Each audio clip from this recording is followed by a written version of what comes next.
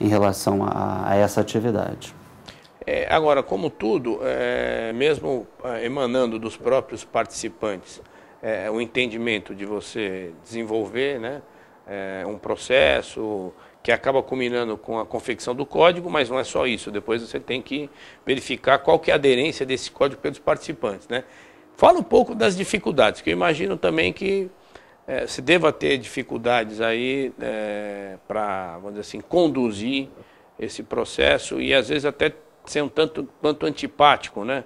Quando você tem que, vamos dizer assim, chamar a atenção de um associado seu. Eu queria que você comentasse isso um pouquinho para nós. Sem dúvida. Eu acho que a autorregulação, ela tem, a gente falou das vantagens, mas obviamente também tem dificuldades como qualquer processo.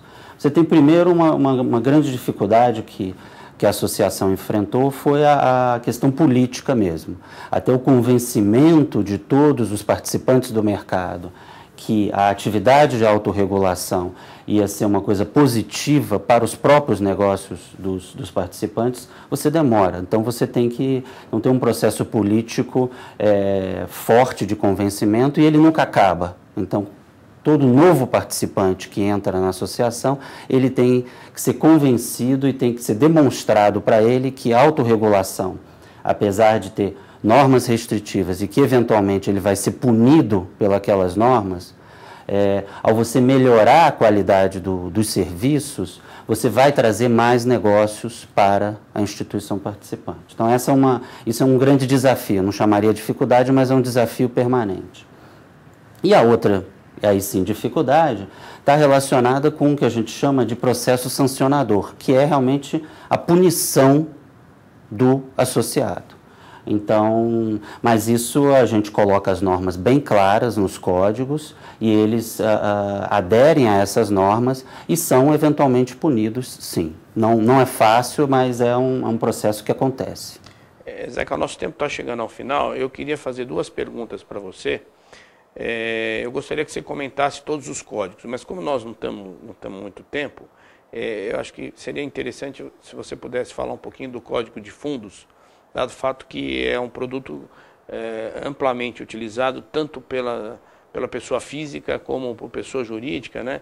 Falasse um pouquinho sobre o conceito de suitability que está dentro do código e dos códigos que estão valendo, que você falasse um pouquinho durante a crise, onde que você se preocupou mais, o que você ficou mais atento, enfim, falasse isso para o nosso internauta. Essa pergunta é muito boa. Realmente o Código de Fundos, ele é um código que visa dar transparência à indústria de fundos, bastante informação ao investidor, à pessoa física, ao investidor institucional, então bastante informação. Então a gente trata no Código de Fundos de coisas como, por exemplo, informações que vão no prospecto de um fundo de investimentos. Então ele tem que seguir uma série de normas que estão lá no código ao lançar um fundo de investimento. Tem um outro item que é importante, publicidade, como fazer publicidade daquele fundo de investimento. Tem normas específicas ali descritas no código. Tem a marcação a mercado dos ativos. Então, tem normas específicas, não é só sair negociando qualquer ativo. Então, tem normas específicas. Então, são temas que foram desenvolvidos e aperfeiçoados no Código de Fundos, muito importante para o investidor está acompanhando ali e ver que o administrador e o gestor de um fundo estão seguindo aquelas regras.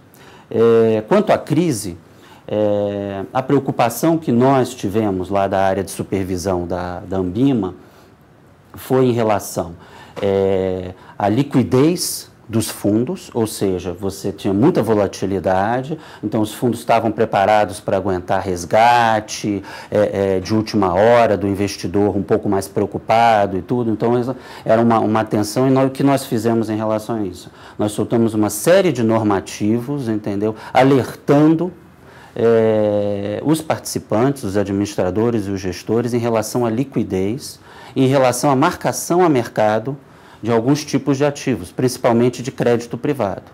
Isso funcionou muito bem. Vocês viram que na crise praticamente a indústria de fundos brasileira passou ilesa. Nós não tivemos nenhum problema em relação a isso. Então eu vejo isso como fruto não só da legislação, principalmente da Instrução CVM 409, que é uma legislação, mas do complemento da autorregulação. Agradecemos, José Carlos, a sua participação, esperamos contar com a sua presença em breve. Internauta que nos prestigia, tivemos o prazer de falar hoje com José Carlos Doerti, superintendente de supervisão de mercados da Anbima, e esperamos tê-lo aqui novamente numa nova oportunidade para continuarmos a falar sobre assunto tão importante para você, investidor, principalmente, para todo o mercado, que é a questão da autorregulação. Até uma próxima e obrigado pela audiência.